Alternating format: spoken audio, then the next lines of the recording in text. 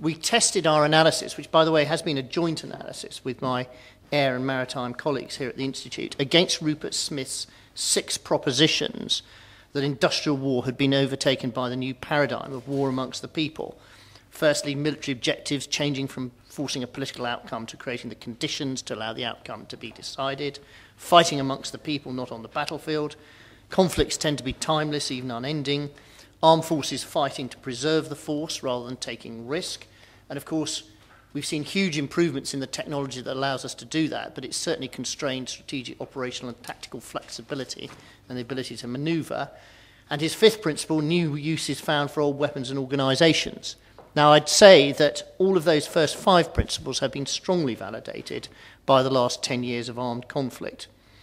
But his 6th principle, that the sides are mostly non-state, comprising some form of multinational grouping against some non-state party or parties, well, up to a point, Lord Copper. This didn't apply in the US deposition of the Taliban in 2001.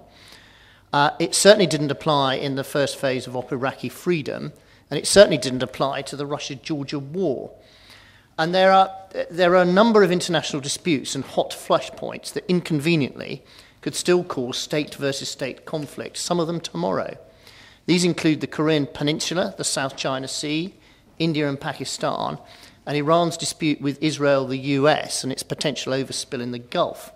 Now, some of those potential conflicts inconvenient for the army could see air and maritime and ballistic missile capabilities predominate rather than land forces. Key to all of this is understanding. And of course, in Iraq and Afghanistan, the army seems to have struggled with most of everything it's struggled with. For example, in taking far too long to regenerate the relevant intelligence capabilities that had been so useful in Northern Ireland.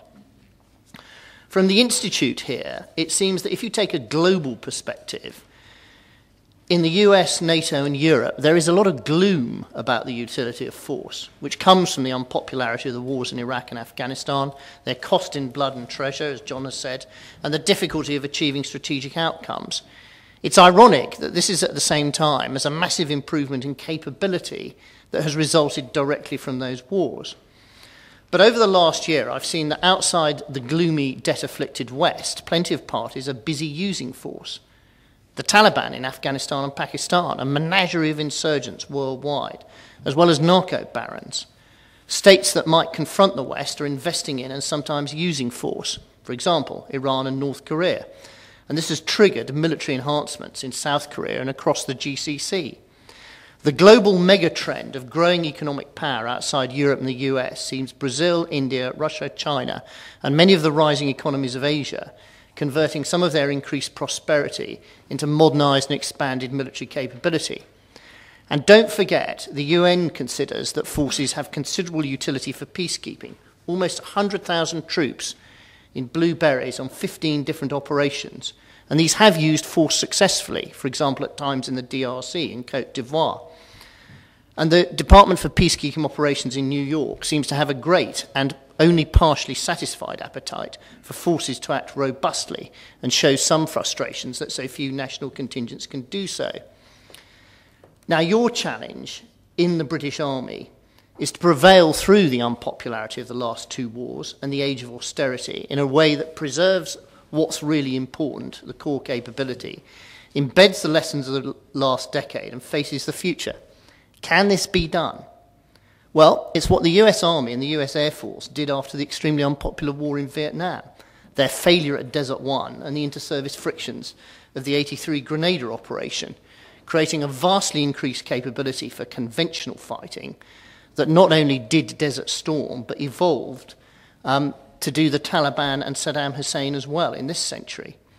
Now, can you repeat this trick and come out in 2020 as a more capable organisation?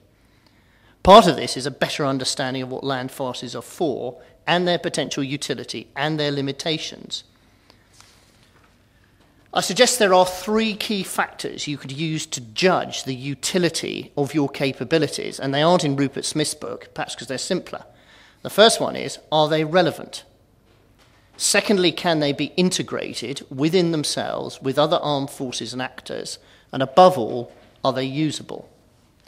Finally, some implications for upstream prevention, one of which is conventional and one of which may not be. Influence with other armies, if that's what upstream prevention depends upon, and I think part of it certainly is going to, depends on the credibility of combat capability, i.e. the ability to do the 21st century all arms and joint bit against a credible opponent.